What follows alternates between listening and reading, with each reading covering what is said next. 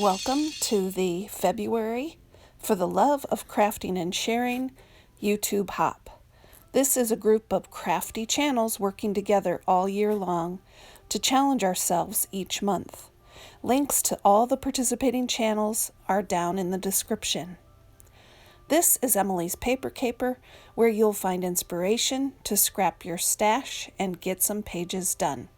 If you're new here, I hope you'll consider subscribing. I'm always sharing ways to scrap your stash. This month, the YouTube Hop is focused on scraplifting. I was inspired by Nicole's layout that I've posted in the upper right corner of the screen. I loved the way she used lots of photos, squares in a grid, and she left room for between a couple of the rows of squares for the page title. The photos I'm scrapbooking here are some snaps from signs of Christmas around our house.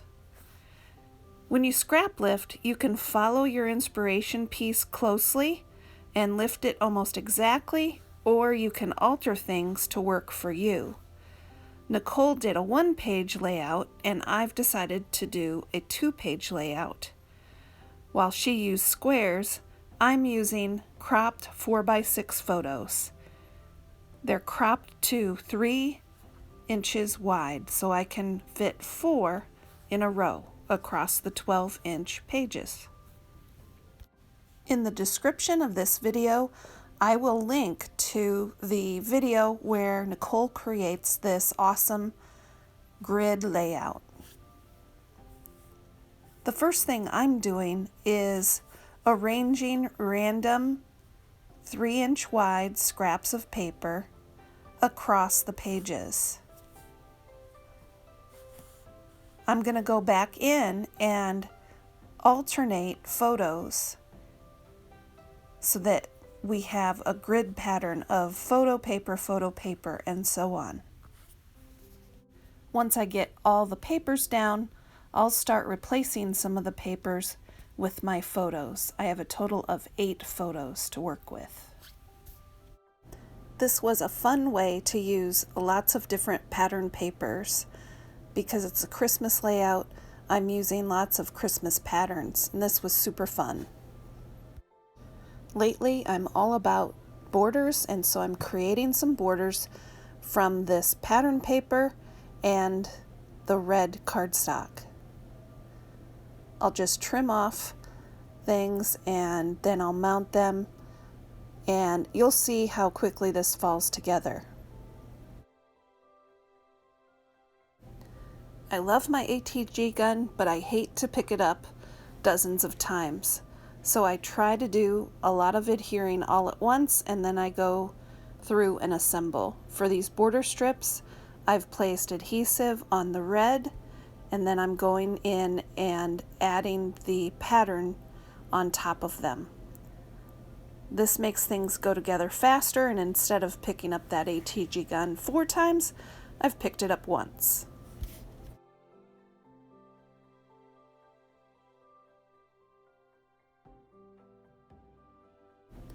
I liked how Nicole created the space for her page title, so I'm going to create space in the middle of the pages to add a page title. The borders help me line things up easily, and the fact that I'm working with everything is 3 inches wide, it makes it easy to assemble this page. I have everything lined up and distributed as I want, so I'm going to pick up my ATG gun once instead of 16 times, and now that everything is adhered, I can flip things over and get them adhered to the page. I will not do this all on camera. I'll skip forward. I know it can be boring to watch somebody adhere and then place everything, so I am skipping through quite a bit of that.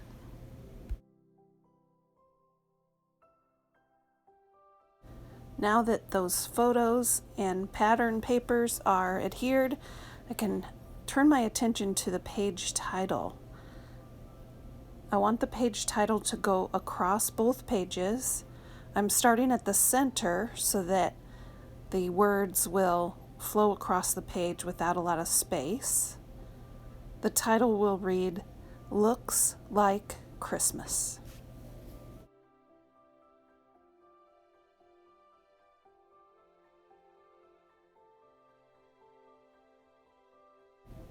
I'm trying to use a box of borders this year, so I've pulled some design lined stickers and I'm going to line those up at the top and bottom of each of the title channels. These have been in my stash for many years. They're a beautiful metallic and they're still pretty adhesive. I think once I get the pages in a page protector, they'll stay in place just fine.